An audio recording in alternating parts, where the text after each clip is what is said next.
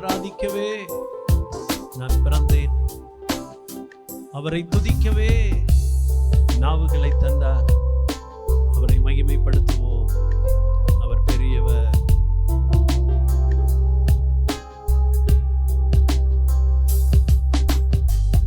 உம்மை ஆராதிக்கவே என்னை படைத்தீரே. உம்மை ஆராதிக்கவே என்னை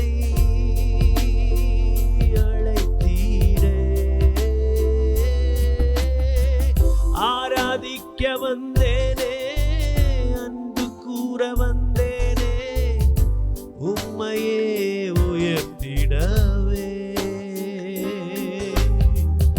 ஆராதிக்க வந்தேனே, அன்பு கூற வந்தேனே, உம்மையே உயர்த்திடவே.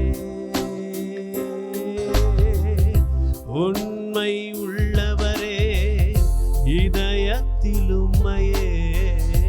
உண்மை உள்ளவரே, இதயத்தில் உம்மையே. மனமார துதிப்பேனே, மனமகிழ்ந்து துதிப்பேனே. அழகானவர், அருமையானவர், இனிமையானவர் இயேசு. அழகானவர், அருமையானவர், இனிமையானவர்.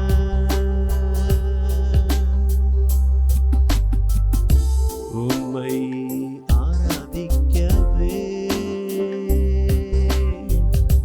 என்னை படைத்தீரே. உம்மை ஆராதிக்கவே ஆராதிக்க வந்தேனே, அன்பு கூற வந்தேனே, உம்மையே உயர்த்திடவே. ஆராதிக்க வந்தேனே, அன்பு கூற வந்தேனே, உம்மையே உயர்த்திடவே. மனமார துதிப்பேனே, மனமகிழ்ந்து துதிப்பேனே. மனமார துதிப்பேனே, மனமகிழ்ந்து துதிப்பேனே. மனமார துதிப்பேனே, மனமகிழ்ந்து துதிப்பேனே. அழகானவர், அருமையானவர், இனிமையானவர் இயேசு. அழகானவர், அருமையானவர், அழகானவர் இயேசு. அருமையானவர், இனிமையானவர் இயேசு.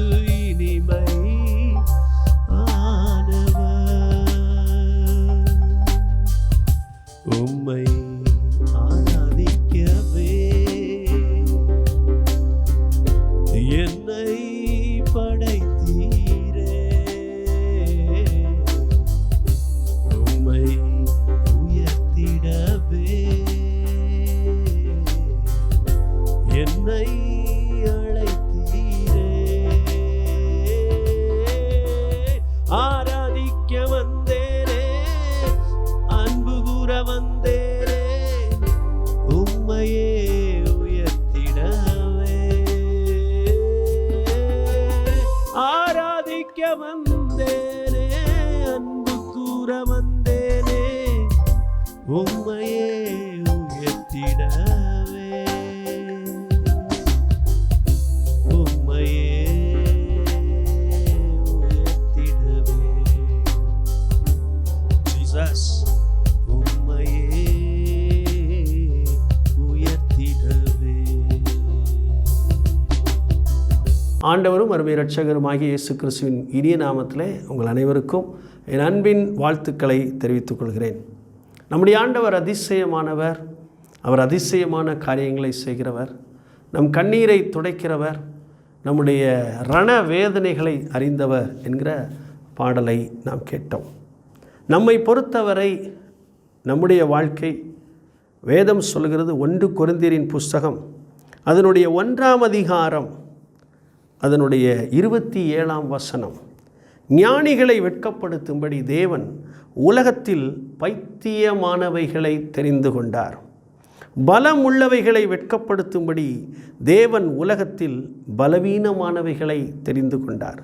உள்ளவைகளை அவமாக்கும்படி உலகத்தின் இழிவானவைகளையும் அற்பமாய் எண்ணப்பட்டவைகளையும் இல்லாதவைகளையும் தேவன் தெரிந்து கொண்டார். நம்முடைய ஆண்டவர் அதிசயமானவர். அவருக்கு பெரிய பலன் உடையவர்கள் தேவையில்லை, பெரிய ஞானமுடையவர்கள் தேவையில்லை, பெரிய நீதி நியாயம் கொண்டவர்கள் என்பது அவருக்கு முக்கியமல்ல. அன்பிற்குரியவர்களே, அவர்கள் எப்படிப்பட்டவர்களாக இருக்கிறார்கள்? பைத்தியமானவர்கள், பலவீனமானவர்கள், இழிவானவர்கள், அற்பமானவர்கள்.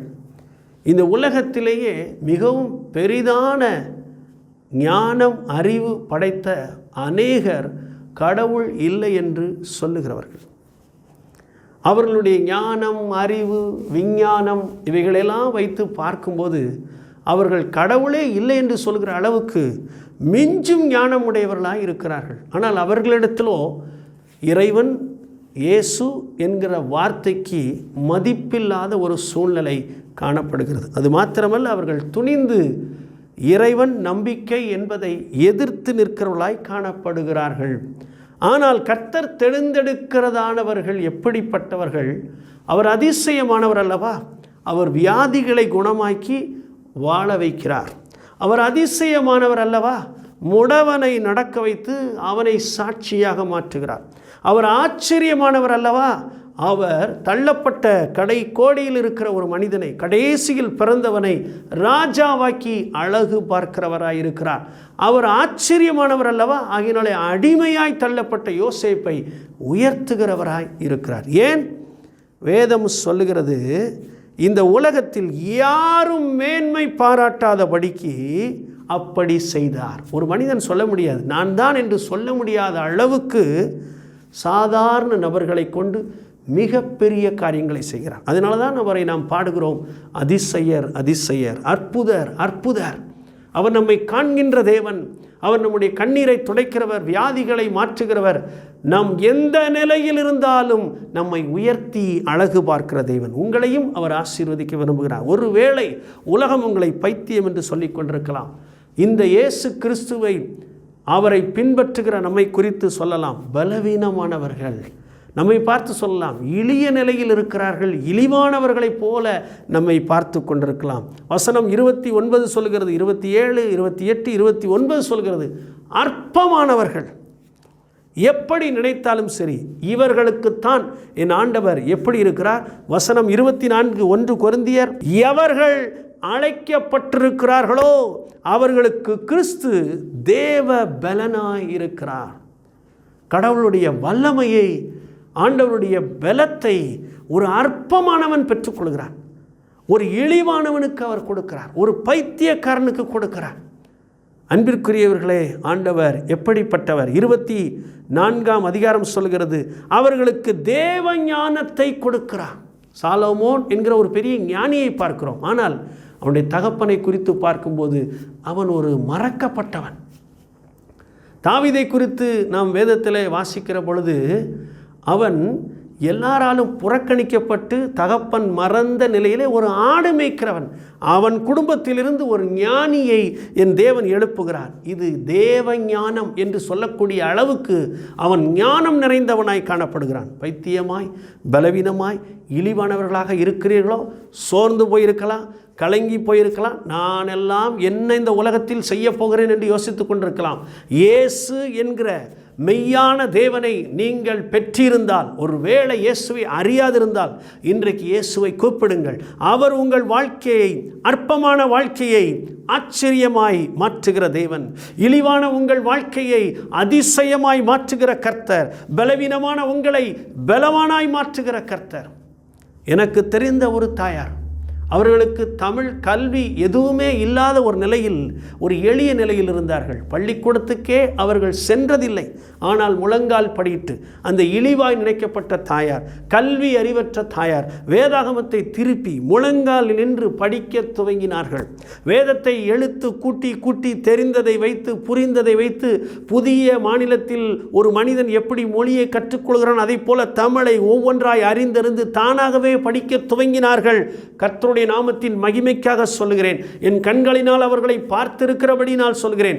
பல பைபிள் ஸ்காலர்ஸோடு சேர்ந்து பேசக்கூடிய அளவுக்கு வேத அறிவை அவர்கள் பெற்றுக்கொண்டார்கள். இதுதான் வேதம் சொல்கிறது. அவர்களை அறிந்து அவரை அறிந்திருக்கிறவர்களுக்கு, அழைக்கப்பட்டவர்களுக்கு கிறிஸ்து தேவ பலனாயிருக்கிறார், தேவ ஞானமாயிருக்கிறார். அன்புக்குரியலை வேத வசனம் சொல்கிறது, 31ஆம் வசனம் சொல்லுகிறது, அவராலே தேவனாலே நமக்கு ஞானம், நமக்கு நீதி, நமக்கு பரிசுத்தம். தேவனுடைய பரிசுத்தம், தேவனுடைய மீட்பு, தேவனுடைய நீதி யாருக்கு கிடைக்கிறது? அதிசயமாய் பலவீனர்கள் என்று சொல்லிக் கொண்டிருக்கிறீர்களே. நானெல்லாம் இந்த உலகத்தில் என்ன செய்ய போகிறேன் என்று யோசித்துக் கொண்டிருக்கிறீர்களே. விசேஷமாய் இயேசு உங்களை அழைத்திருக்கிறபடியினால் இங்கே ஒரே ஒரு காரியம் மட்டும் சொல்லப்பட்டிருக்கிறது. சகோதரரே, நீங்கள் அழைக்கப்பட்ட அழைப்பை பாருங்கள். இயேசு உங்களை இந்த நாளிலே அழைக்கிறார். நீங்கள் ஏதோ ஒரு அற்புதத்துக்காக காத்து கொண்டிருக்கலாம், ஒரு வியாதியின் விடுதலைக்காக இந்த நேரத்தில் காத்து கொண்டிருக்கலாம், ஒரு பெரிய பாரச் சுமையோடு இருந்து கொண்டிருக்கலாம். இயேசு உங்களை அழைக்கிறார். அவர் அழைத்து உங்களை அவர் ஆசீர்வதிக்க விரும்புகிறார். நீங்கள் இந்த உலகத்தில் ஞானிகளாய் இல்லாமல் இருக்கலாம், வல்லவர்களாய் இல்லாமல் இருக்கலாம், பிரபுக்களைப் போல இல்லாமல் இருக்கலாம். ஆனால் கர்த்தர் அநேகரை வெட்கப்படுத்தும்படி இந்த மாலை வேளையிலே என் இயேசு உங்களை சந்திக்க வந்திருக்கிறார். உங்களுடைய வாழ்க்கையை அதிசயமாய் ஆச்சரியமாய் மனிதன் நினைத்து பார்க்க முடியாத அளவுக்கு உயர்த்த என் தேவன் வல்லமையுள்ள தேவனாய் இருக்கிறார். இந்த உலகத்திலே பெரிய ஞானிகளை வெட்கப்படுத்தும்படி உங்களை கொண்டு அவர் பெரிய காரியங்களை செய்ய ஆசைப்படுகிறார். கர்த்தர் உங்களை அழைத்திருக்கிறார். இரண்டாவது நான் உங்களுக்கு சொல்கிறேன், உங்களை அவர் தெரிந்து கொண்டிருக்கிறார். God has chosen you. என் தேவனாகிய கர்த்தர் உங்களை தெரிந்து கொண்டிருக்கிறார். உங்களை தெரிந்து கொண்டதினாலே உங்களை அவர் அழைத்ததோடு மாத்திரமல்ல, உங்களை தெரிந்து கொண்டதே அநேகரை வெட்கப்படுத்தும்படி. நீங்கள் வெட்கப்பட்டு போவதில்லை, நீங்கள் அவமானம் அடைவதில்லை, நீங்கள் உங்களிடத்தில் இல்லாததை குறித்து கலங்க வேண்டாம். உங்களோடு கூட இருக்கிறவர், உலகத்தில் இருக்கிறவனிலும் உங்களோடு கூட இருக்கிறவர் பெரியவர் என்று வேதம் சொல்லியிருக்கிறபடியே கர்த்தரை குறித்து நீங்கள் மேன்மை பாராட்டுவீர்கள்.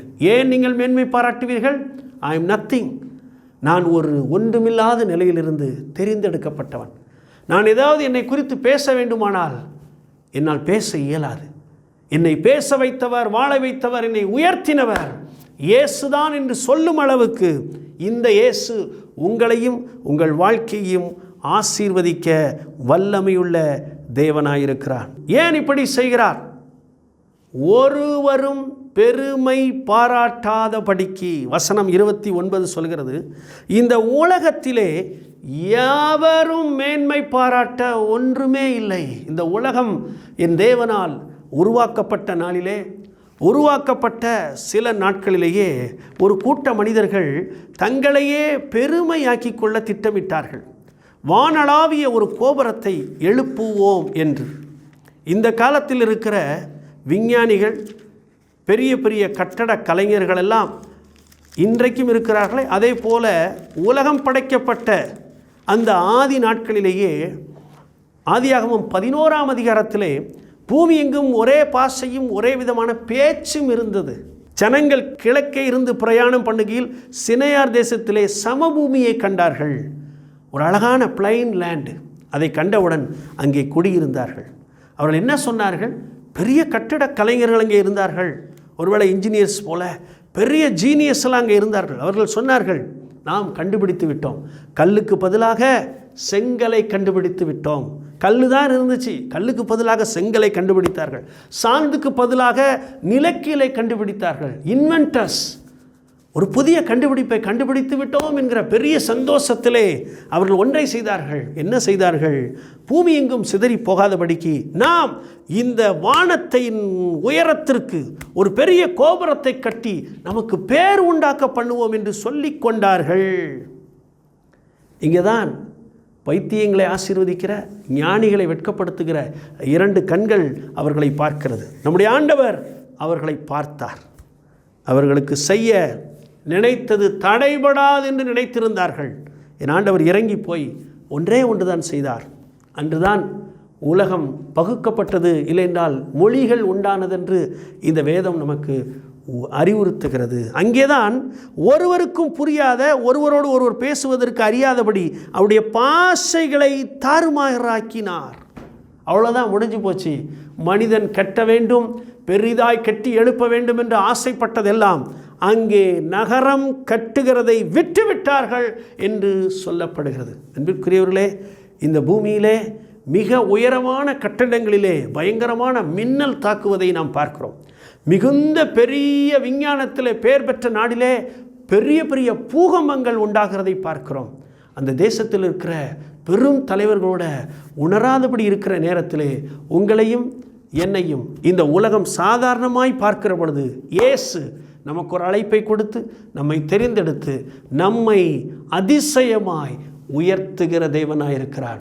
உங்களையும் என்னையும் உயர்த்த வேண்டுமானால் 2 காரியங்களை நான் உங்களுக்கு சொல்கிறேன். அவருடைய பலத்த கையின் கீழ் அடங்கி இருங்கள். வேதம் சொல்கிறது, நான் உங்களை உயர்த்த வேண்டும் என்று ஆசைப்படுகிறேன். அதிசயங்களை செய்ய விரும்புகிறேன். ஆச்சரியமான காரியங்களை செய்ய விரும்புகிறேன். சுகம் கொடுக்க விரும்புகிறேன். ஆசீர்வதித்து உயர்த்த விரும்புகிறேன். கடனையெல்லாம் மாற்ற விரும்புகிறேன். நன்மையான காரியங்கள், திருமணங்கள், வாழ்வின் நல்ல கல்வி, நல்ல வேலை வாய்ப்புகளை கொடுத்து உயர்த்த விரும்புகிறேன். ஆனால் எவ்வளவு உயர்ந்தாலும் என் இயேசு கிறிஸ்து சொல்கிறார், பலத்த கரத்தின் கீழ் அடங்கியிருங்கள்.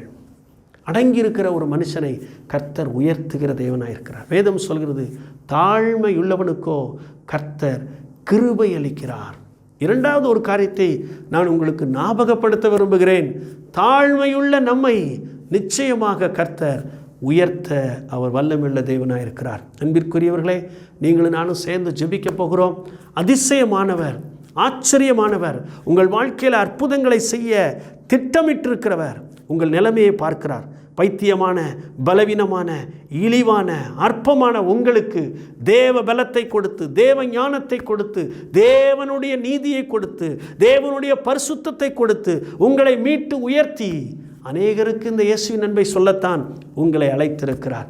பெருமையற்றவர்களாய் தாழ்மையோடு இருப்போம், அடங்கி இருப்போம். கர்த்தர் நம்மை ஆசீர்வதித்து இன்னும் பெரிய அதிசயங்களை, அற்புதங்களை காண கர்த்தர் உதவி செய்வார். ஜெபிப்போம். எங்களை நேசிக்கிற நல்ல பிதாவே, எங்களை அழைத்ததற்காக ஸ்தோத்திரம், தெரிந்தெடுத்ததற்காக ஸ்தோத்திரம். இன்றைக்கும் என்னோடு கூட இந்த வார்த்தைகளை கேட்டுக்கொண்டிருக்கிற அன்பிற்குரியவர்கள் யாராயிருந்தாலும் அவர்களையும் இயேசு அழைக்கிறேன். அவருடைய இழிவான நிலை, வேதனையான நிலை, எனக்கு ஒரு அதிசயம் நடக்காதா, எனக்கு ஒரு அற்புதம் நடக்காதா, எனக்கு ஒரு வாழ்வு கிடைக்காதா என்று காத்திருக்கலாம். கர்த்தர் அவர்களை அழைத்து தெரிந்தெடுத்தவர். அவர்களை நீர் உயர்த்தி ஆசீர்வதிக்க போவதற்காய் ஸ்தோத்திரம். இந்த உலகத்தில் பெருமை பாராட்ட நினைத்த அத்தனை மனிதர்களும் வீழ்ந்து போனதை பார்க்கிறோம். எத்தனையோ பெரும் ராஜ்யங்கள் வீழ்ந்து போனதை பார்க்கிறோம். ஆனால் தாழ்மையோடு உம்முடைய கரத்தில் அடங்கி இருக்கும்படி உம்முடைய வார்த்தையை பின்பற்றுகிற உம்முடைய பிள்ளைகளை அதிசயங்களை காணச் செய்யும், அற்புதங்களை காணச் செய்யும். ஆண்டவரே, அவர்களுக்கு மேல் இருக்கிற சாத்தானின் அந்தகாரங்கள் விலகி போகும்படி ஜெபிக்கிறோம். உம்முடைய இரத்தத்தினால், வார்த்தையினால், பரிசுத்தாவின் துணையோடு ஜெபிக்கிறோம். உம்முடைய நாமத்தில் அவர்களை விடுதலையாக்கி சுகம், பலன், ஆரோக்கியம் கொடுத்து அவர்களை உயர்த்துவீராக. அவருடைய பிரச்சனைகள் எப்படி இருந்தாலும் அந்த பிரச்சனைகளை நீர் மாற்ற வல்லமையுள்ள தேவன். உம்முடைய கரத்தில் ஒப்பு கொடுக்கிறோம். நீ சொன்னது போலவே இந்த இழிவானவர்களை, இந்த பைத்தியமான அற்பமானவர்களை பலனுள்ளவர்களாக, ஞானமுள்ளவர்களாக, தேவநீதி, மீட்பு, பரிசுத்தத்திற்கென்று ஆயத்தப்படுத்தி ஆசீர்வதிக்கப் போவதற்காய் ஸ்தோத்திரம். இயேசு கிறிஸ்துவின் நாமத்தில் நன்றியோடு சோத்திரத்தோடு ஜெபத்தை கேட்டிருந்த விசுவாசத்தோடு ஜெபிக்கிறோம். ஜீவனுள்ள நல்ல பிதாவே, ஆமேன், ஆமேன். கர்த்தருக்கு ஸ்தோத்திரம். கர்த்தர் உங்கள் ஒவ்வொருவரையும் ஆசீர்வதிப்பாராக. அன்பிற்குரியவர்களே, உங்கள் நல்ல சாட்சிகளை எங்களுக்கு தெரியப்படுத்துங்கள். கர்த்தர் உங்களை ஆசீர்வதிப்பாராக. தேங்க்யூ. God bless you.